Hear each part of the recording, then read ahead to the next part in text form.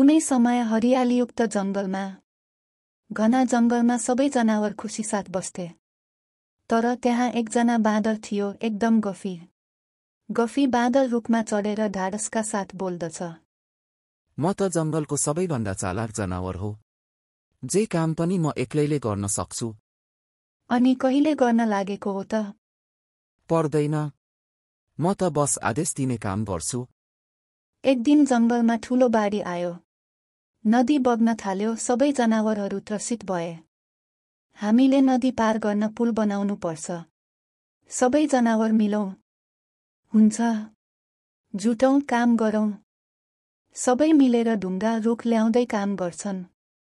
बाँदर रुखमा खेलिरहेको देखिन्छ। बाँदर, तिमी पनि सहयोग गर्न।